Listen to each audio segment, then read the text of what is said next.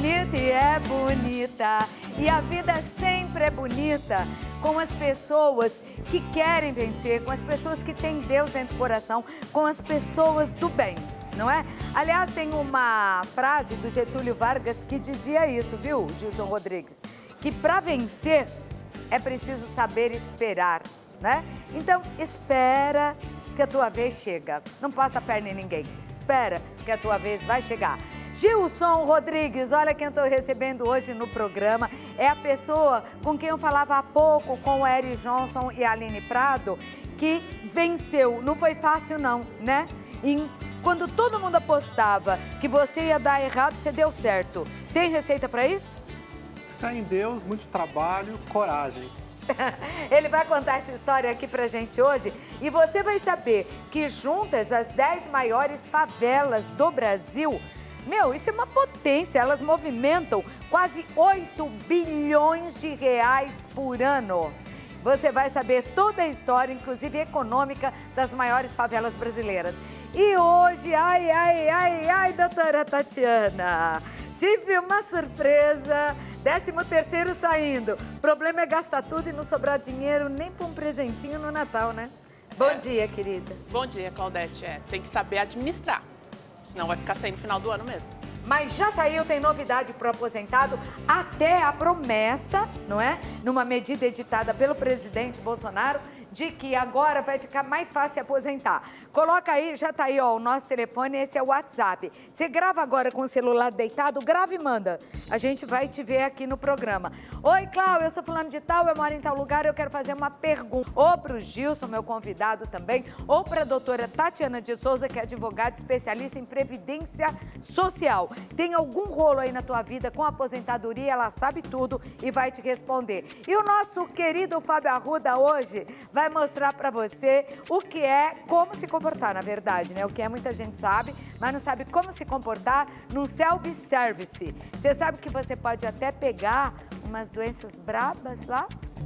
Quem acompanha o nosso programa, acompanhava já em outro horário, sabe que nós temos sempre aqui no nosso time a doutora Tatiana de Souza, que é advogada especialista em previdência social. E tem novidade aí, pode ser uma novidade muito boa para o aposentado. Precisa ver se vai sair, né? Ela vai contar para vocês. Boa tarde, seja bem-vinda, doutora. Boa tarde, Claudete.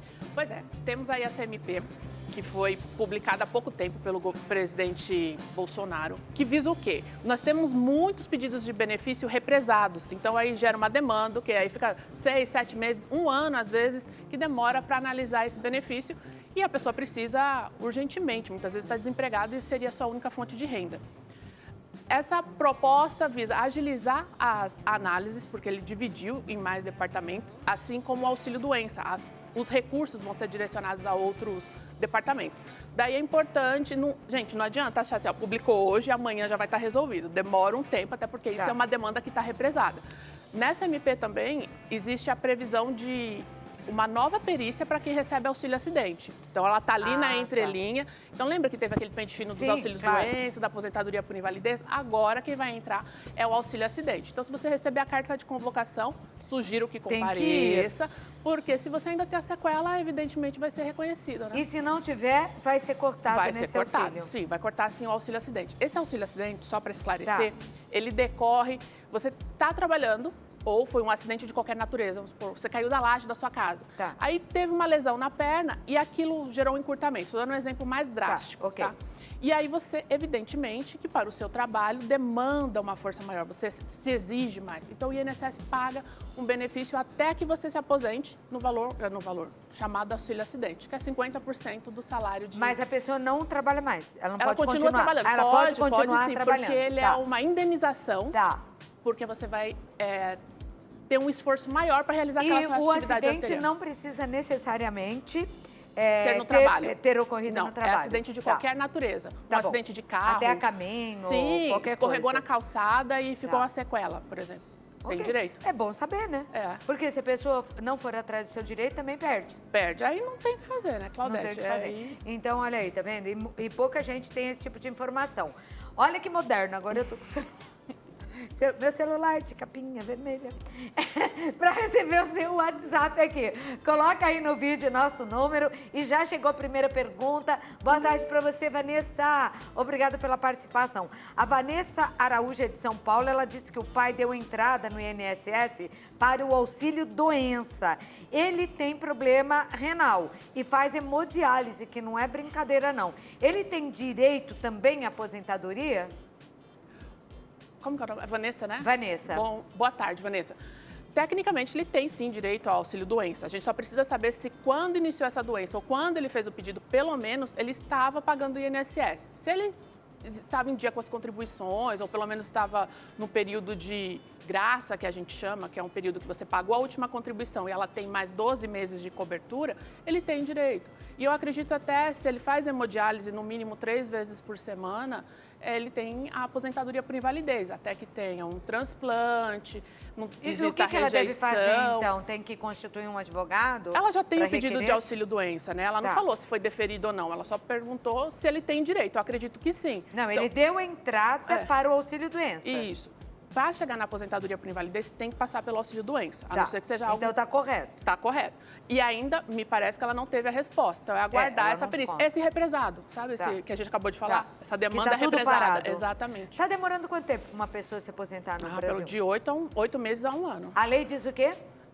45 dias, não é isso? A lei diz que em 45 dias você dando a entrada tem que estar aposentado. Está demorando mais de 8, 10 meses. E não só aposentadoria, como auxílio-doença, até acidente. Pelo menos analisado, né? Analisado, tá certo. Mas os postos estão fechados? Continuam em greve? O que está acontecendo lá? Não, eles Tá tudo estão, online? O que que tá estão acontecendo? trabalhando 90% de trabalho, pelo menos para mim, né? Como advogada tem sido demanda online, atendimento online, mas as agências, sim, eles estão abertos. Porque não é todo mundo que tem acesso e consegue manusear. Né? verdade. Ter acesso ao WhatsApp é uma coisa, ao celular.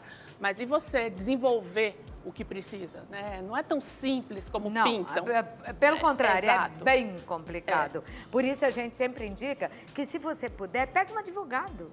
É melhor. Tem gente que também não quer gastar nem um pouquinho, não pega advogado, se aposenta com bem menos, vai receber bem menos a vida toda. Você tem que ter ajuda, porque, olha, a gente até ensina. Aliás, tem aí, não, como entrar lá no cadastro do INSS? Será que a gente tem essa ilustração? Nós temos? Então tá, então coloca aí na tela assim que der, que nós vamos mostrar como você pode caminhar sozinho. Mas a indicação é, se puder, você conversa com o advogado, porque senão, ó, vão te passar a perna. Pode colocar aí, meu INSS. Como funciona, doutora? Se você já tiver cadastro, você vai colocar o CPF e a senha. Caso não tenha, você vai criar a sua conta. E aí vai responder algumas perguntas do seu dia a dia, né? Das empresas que você trabalhou, enfim. E daí, ali vai te mostrar quais os serviços que estão disponíveis, os vínculos de emprego que você já teve na sua vida, e daí você confere. Não quer dizer que lá vai estar bonitinho, que vai estar perfeito. Não. Por isso que é importante manter a carteira de trabalho. Tá. Se tem aquela empresa que não repassou o INSS, a gente sempre brinca, né? Guarda esses olerites numa caixinha, coloca no alto, porque são importantes e em algum momento você vai precisar. Tá certo. E aí, quando pedir aposentadoria ou algum outro benefício, você pode pedir essa correção para incluir salários de contribuição, o tempo que não foi reconhecido, ações trabalhistas, por exemplo. O INSS muitas vezes não fica sabendo. Aí você tem que levar a sentença, todos os cálculos, o que foi pago, para o INSS incluir. E ele Mas no inclui. passo a passo a pessoa vai caminhando. Exato, porque esse sistema do meu INSS ajudou muito, Claudete. Ajudou. Ele não é perfeito, Tá. né? Assim como nós Lógico. também não somos. Ninguém, Mas nada. adianta muita coisa. Você consegue pegar os seus extratos de recebimento, pega o CNIS, Sem outras pegar informações. fila, sem pegar Exato. chuva, sem passar raiva. Verdade. Né? Porque às vezes você vai no posto, tem 20 guichês, só 2 atendendo. E é importante, acho que é importante a pessoa fazer esse cadastro para acompanhar a vida dela junto à Tá Previdência. certo. Ó, e bobo daquele que não corre atrás. É pouco, mas é seu. Você Exato. tem direito, então tem que fazer valer os seus direitos. Eu vou dar uma saída, vou dar um recado. Podem mandar suas perguntas que ainda dá tempo, mas tem que ser logo, senão acaba o tempo aqui, que o tempo é curto. Quem já recebeu ou vai receber o 13º? Olha, agora iniciou-se os pagamentos, né, desde dia 26 Tá. de abril, da primeira parcela do 13º, e vai agora até o final, o 5º dia útil, né, que é sexta-feira agora. É a primeira parcela. E aí, em junho, final de maio, começo de junho, quem recebe salário mínimo começa a receber antes, recebe a segunda parcela. Então, no final do ano, acho que é o terceiro ano, né, que a gente está assim, desde que iniciou a pandemia. E no final do ano, então, a gente já sabe, não vai ter o abono. É importante tentar, de alguma forma, se organizar. E o abono não tem desconto para quem fez consignado, né? Não desconta. É uma alegria, parcela. no mês seguinte é uma tristeza que você volta o que era. E aí é importante tentar se organizar, mas a gente sabe que é difícil, né? Porque isso é para impulsionar a economia, exatamente. Porque o país está quebrado, as pessoas estão endividadas, né? Muito. É a primeira coisa que você faz quando vem um dinheiro extra é tentar pagar uma dívida. A inflação. Porque esses juros compostos e abusivos no Brasil também. A inflação está consumindo. Come tudo Aumentou que você ganha. tudo, gente, tudo. Até eu quero fazer, já vou fazer logo no ar uma sugestão de pauta aqui para o nosso programa, porque não só aumentou, como as coisas diminuíram de tamanho. Exato. Olha, gente, que safadeza. Sabia que uma barra de chocolate antes, ela tinha 200 gramas. Aí, para algumas receitas, você comprava 2 barras. Passou para 100. E agora está com 90. E o preço só subiu. Assim tudo, pode notar. Como eu já falei aqui algumas vezes, a caixa de ovo que vinha 12 vem 10. O pacote de bolacha que era assim, agora tá assim. Oh, mas que coisa, vai estão roubando a gente de tudo quanto é jeito, é muito abusivo isso. Então, imagina, um dinheirinho a mais vai fazer diferença agora e vai fazer falta no final do ano. A Leonice da Silva também manda uma pergunta, ela é de São Bernardo do Campo. Oi, Léo. Dei entrada no LOAS com 65 anos e foi deferido, mas o INSS, desde junho, está segurando, alegando que eu tenho 2 cadastros no CRAS, que eu não sei o que é. Isso procede? Boa tarde. Leonice, é importante você comparecer ao CRAS para verificar se efetivamente existem esses 2 cadastros, né? Porque se você tem crédito para receber desde junho, vai fazer um ano de um salário mínimo ali parado por mês, deve. O que é o LOAS, doutora? O LOAS é um benefício assistencial pago pelo governo, que a gente chama ou de LOAS ou BPC, que é benefício de prestação continuada.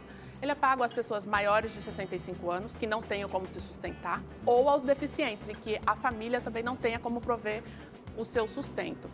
Então, para Leonice, vai lá no CRAS, que o CRAS é o Centro de Referência de Assistência Social, onde você faz o cadastro para que faça parte do plano do governo de assistência, enfim, que é o CAD único. O CRAS. Isso. Ah, tá.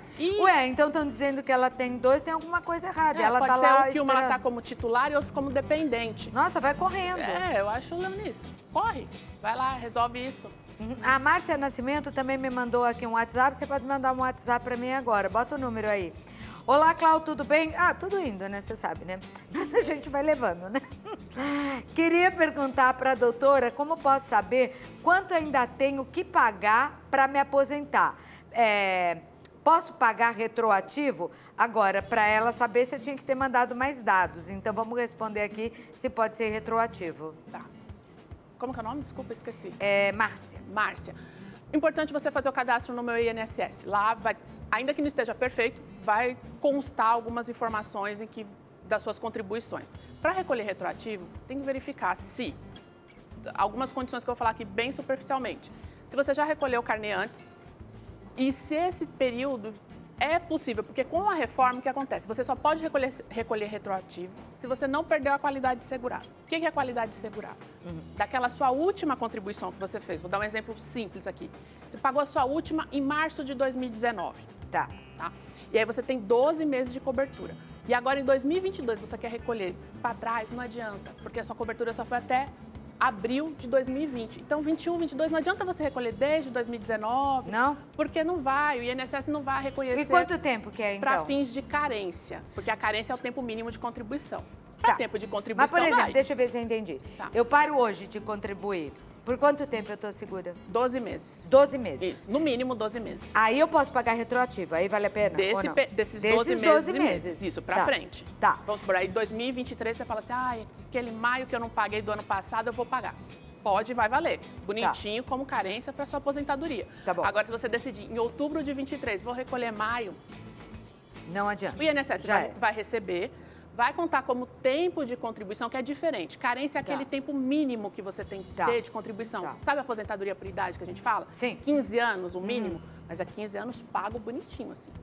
Seguidinho. Não pode ter atraso. Não pode. E se falhar? Então, a falha, vamos supor, entre um emprego e outro, ou então eu paguei janeiro, depois eu paguei abril. Mas eles descontam? Tudo bem. Isso, aí não entra na contagem. Eles vão contar 15 anos pagos.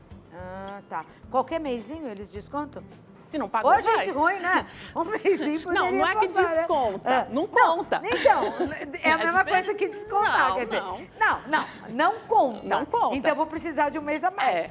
É diferente de descontar. Mas quando você aposentar, trabalha de novo e te descontam, não conta. Não conta, não. Que injusto. Aí é diferente. Né? Conta Conta. quando desconta, não conta, deu pra entender? É tudo, uma confusão do caramba. Tem mais perguntas aqui pra você. Mas me perguntaram também aqui no ouvido o seguinte: é possível receber LOAS 2 pessoas da mesma família?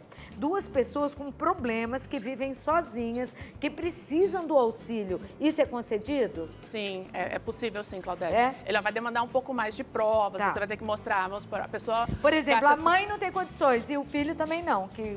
Aí a gente vai juntar as despesas, Tá. porque às vezes só de remédio, fralda Não, ou não algum me fala. cuidador, já foi todo o dinheiro. me Então, fala. realmente é É necessário. por isso que eu falo com prazer da outra forma. Você quer saber aqui nesse programa?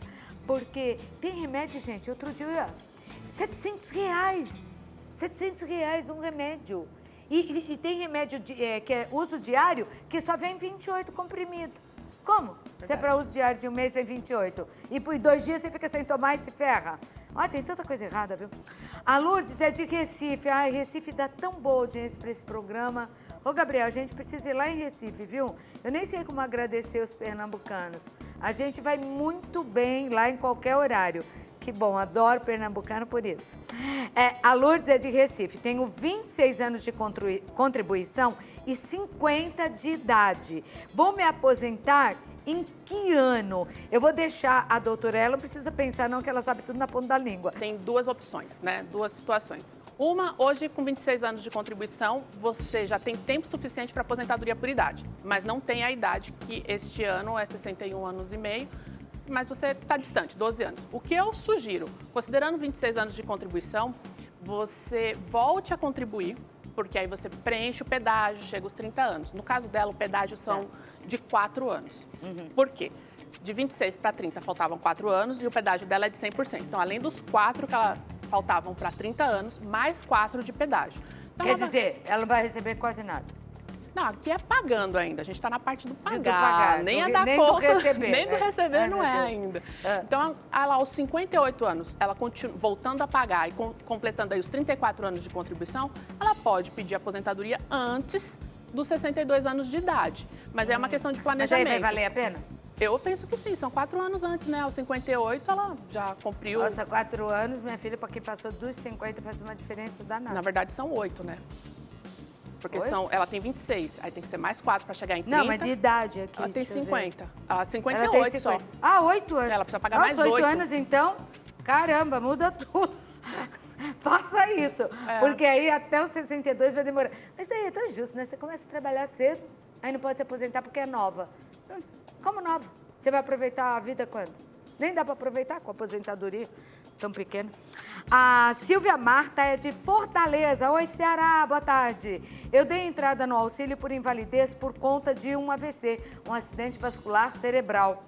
Deixa eu ver onde que eu tô aqui. Qual o prazo para eu ter um retorno? O que devo fazer quando indeferido? Tá. Ela provavelmente foi um auxílio doença que ela deu entrada eu em acho que decorrência sim. do AVC. Não Então, invalidez, né? É. Porque, dependendo da sequela que ela ficou, pode ser que reconheça uma invalidez, uma aposentadoria por invalidez. Mas antes tem que ter o auxílio porque doença. o AVC pode deixar sequelas Irreversíveis, dependendo. irreversíveis. Paralisar um lado só, deixar a pessoa sem movimento. É bem delicado. Nossa, Então, o que eu sugiro inicialmente, liga no é 35. invalidez mesmo, ela confirmou aqui. Invalidez. É que auxílio, deve ser aposentadoria por invalidez, então, Sim, não auxílio invalidez. Não auxílio, é aposentadoria. Aí, se já teve a perícia, cobrar, né, o resultado da perícia, no meu INSS tem uma opção lá, laudos médicos. Você pode clicar e verificar se já tem a resposta dessa avaliação que você passou no perito.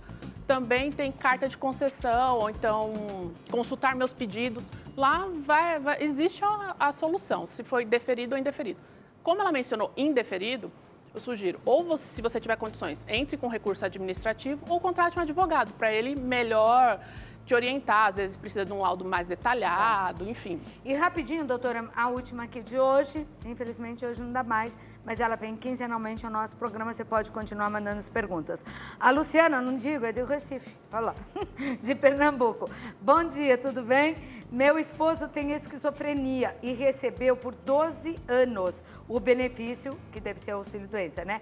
E há 2 meses foi suspenso. Agora ele está na mão do advogado. Por que isso aconteceu? Por que ele não voltou a receber ainda? Você sabe? É difícil a pergunta, né? Provavelmente o advogado, eu acredito que ele pegou a cópia do processo, ele está analisando e também tem uma demanda, gente, no escritório antes. Às vezes a pessoa chega lá, assinou o contrato hoje e a procuração, acho que amanhã de cedo a gente já conseguiu resolver, infelizmente. Ou porque demora lá ou porque demora no próprio ambiente.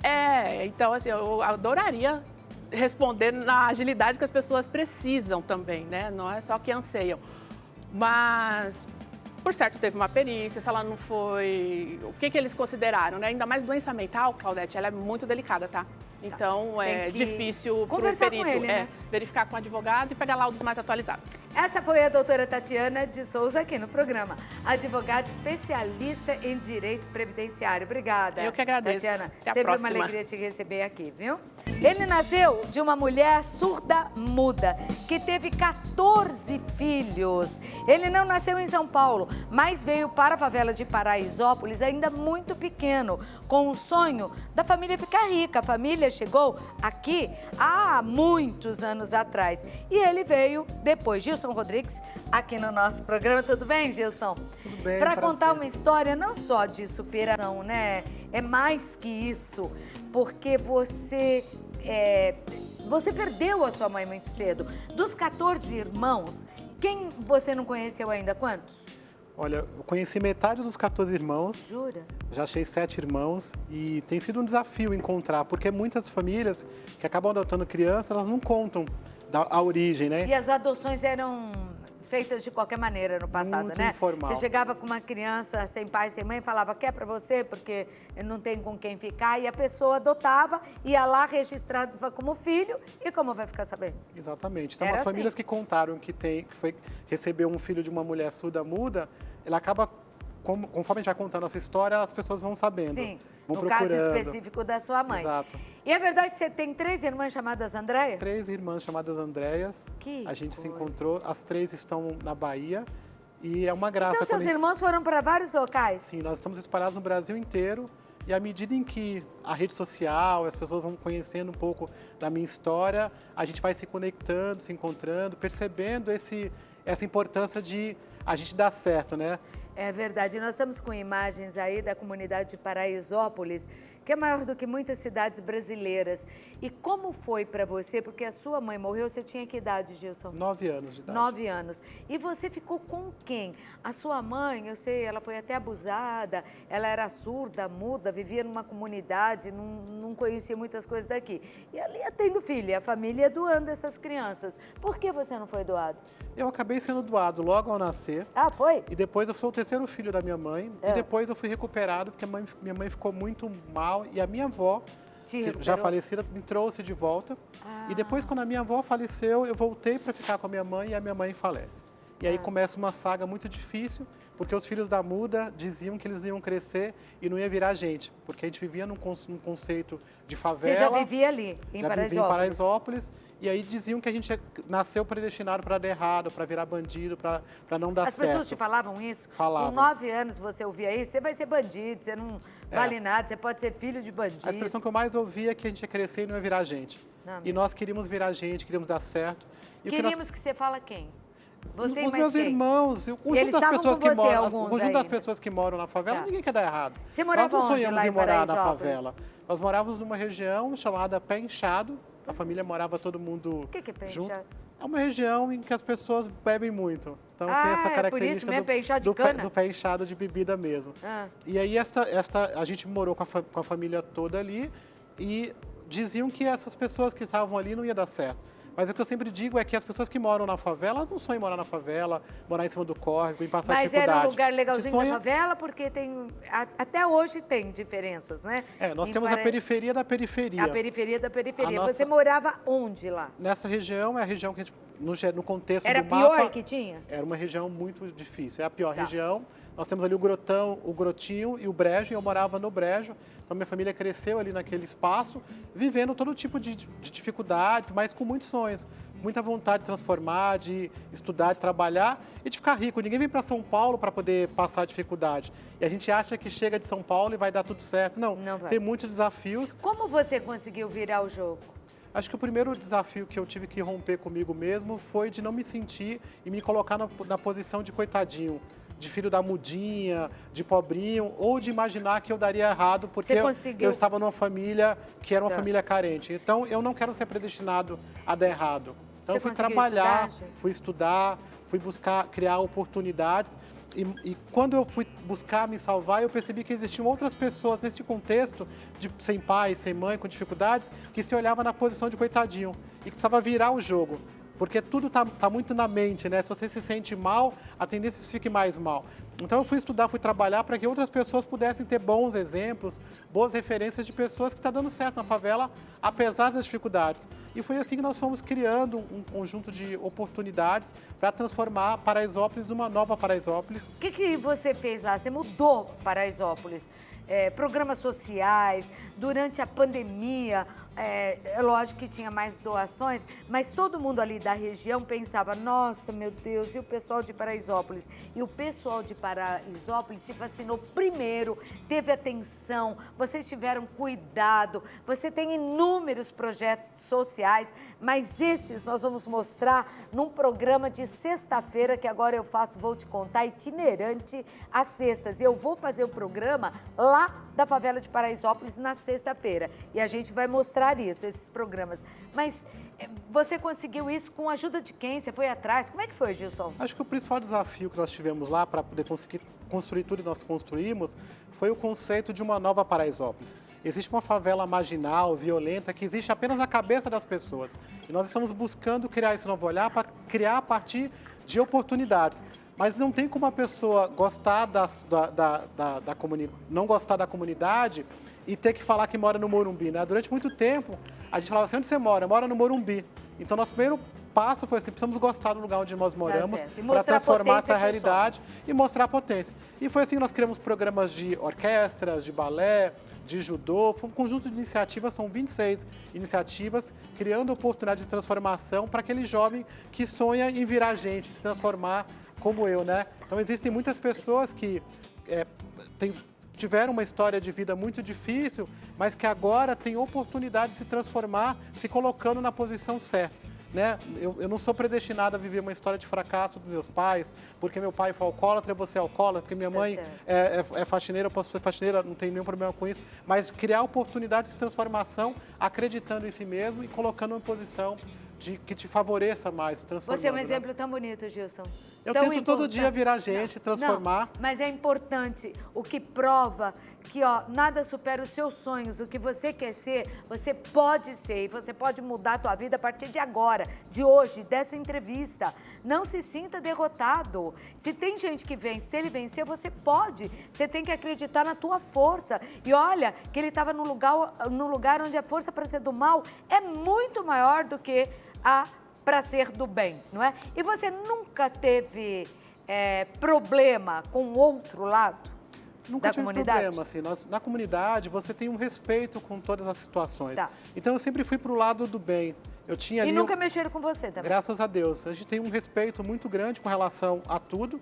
E a situação da violência, por vezes, a gente é colocado como marginal, como violento. Na verdade, a gente tem sido marginalizado todos os dias e violentados com a falta de política pública, com a falta de acesso à educação, de escola. À medida que a gente cria condições para que a população possa crescer e se desenvolver, elas se desenvolvem. Então, a gente não pode ficar olhando a favela marginal, violenta, porque ela fica mais marginal, violenta. Dê oportunidades. É isso que nós temos criado e foi um pouco disso que eu tive. Nós estamos chegando no Dia das Mães e eu não tive uma mãe e não tive um pai, mas eu tive muitas mães e muitos pais que me abraçaram ao longo desse período. As minhas tias que foram ali, que eu acabei ficando no seio familiar, ainda sem casa, sem uma estrutura organizada, mas eu tinha ali uma olhada das minhas tias, da comunidade que foi cuidando, né? Então, a gente até fala assim que, do termo de favela ou comunidade, a gente fala que é favela porque tem muitas necessidades ali, mas a gente vive num contexto de comunidade, que todo mundo se ajuda, que a gente tem buscado criar condições melhores para todo mundo, e é isso que nós temos feito todos os dias.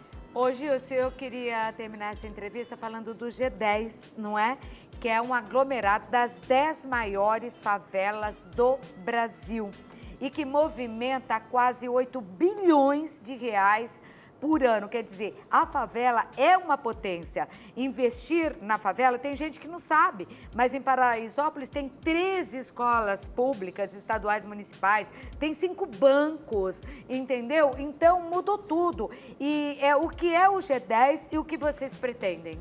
O G10 é esse bloco de líderes que movimenta uma economia muito potente e que decidiu que, assim como os países ricos do G20 e do G7, ser as favelas ricas, criar negócios, ajudar a população a empreender. 40% da população da favela quer empreender e falta oportunidade de crédito, de acesso. A gente vive bloqueado pelo CEP porque os produtos não chegam, vive dividido por muros. Então, o G10 visa criar oportunidades para que empreendedores de favelas possam progredir, realizar seus sonhos e ganhar dinheiro. A gente diz que a melhor forma de ajudar a transformar a vida da mulher que está sofrendo violência doméstica é dinheiro no bolso. Do jovem que quer ir para a universidade, quer estudar, dinheiro no bolso. Então, nós não sonhamos em ser pobrinhos, miseráveis ou coisas assim, como por vezes as pessoas nos olham. Mas, na verdade, a favela é potente, é organizada, tem suas próprias soluções e é isso que o G10 traz. Essa força deste bolsão, que as pessoas consideram um bolsão de pobreza, para a transformação social, para que com orgulho a gente possa dizer no bairro que a gente mora. Eu não quero dizer que moro no Morumbi, eu quero dizer que moro no Paraisópolis e I love Paraisópolis e que quero ver essa comunidade se transformar, não como carente, como pobrinho, mas como agente da sua própria transformação, potente como somos. É uma união de trabalhadores, né?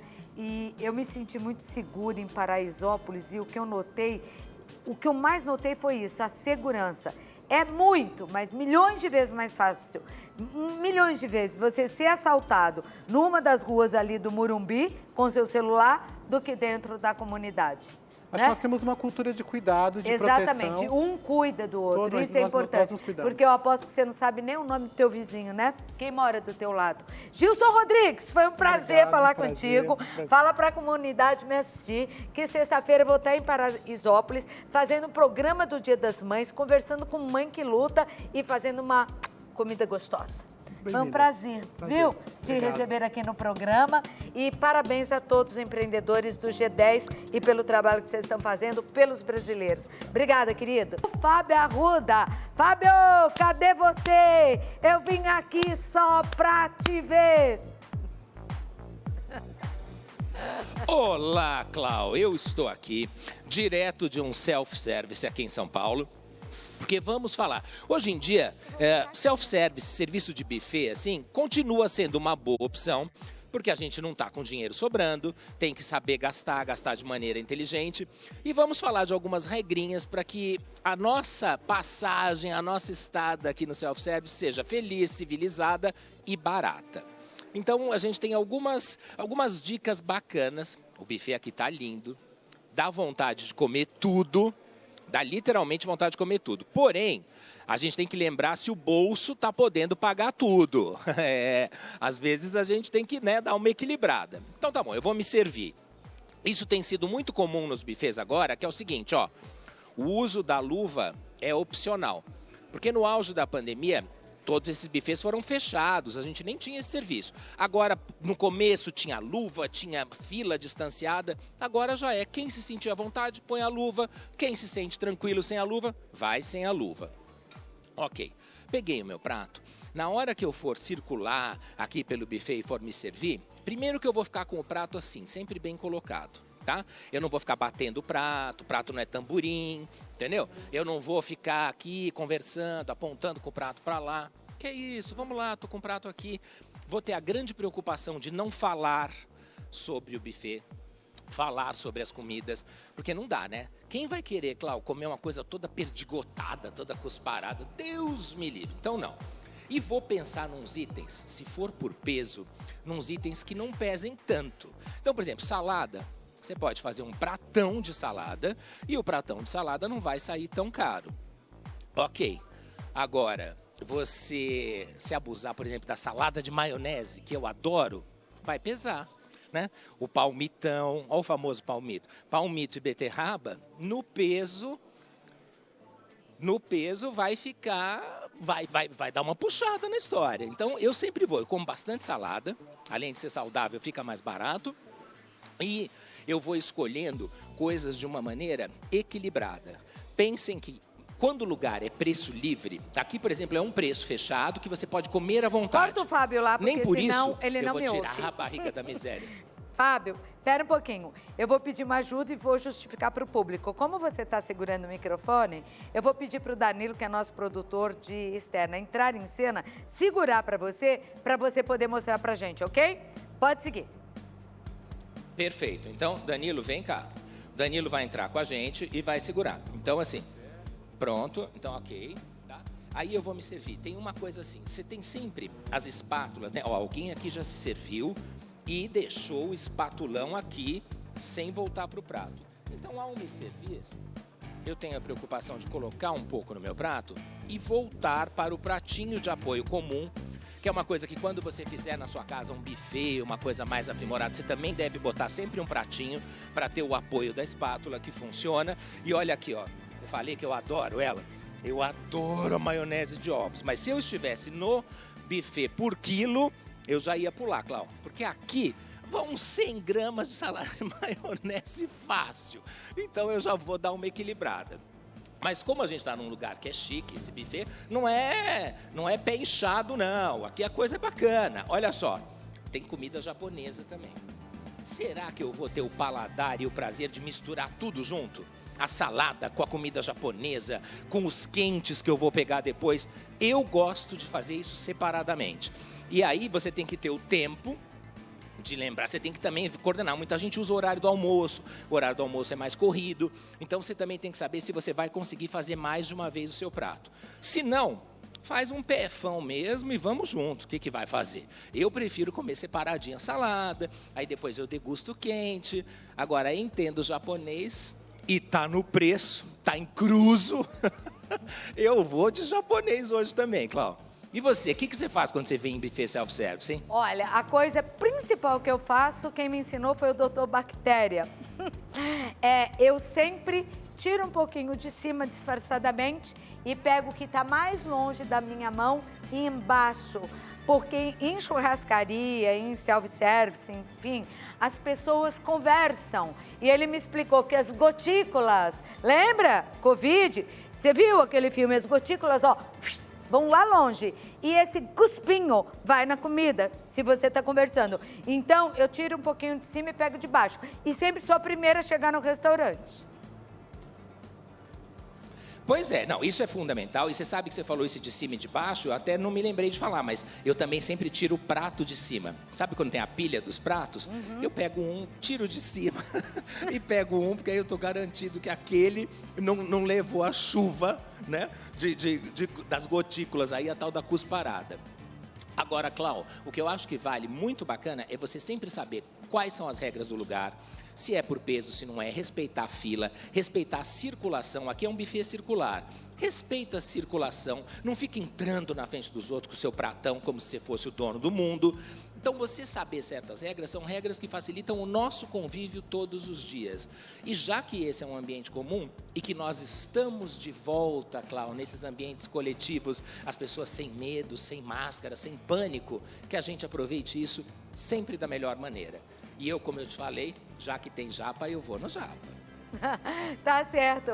E Dia das Mães, domingo, muita gente vai estar almoçando assim. Por isso a importância de você observar não só essas regras, né, da etiqueta, que na verdade é educação, né, Fábio?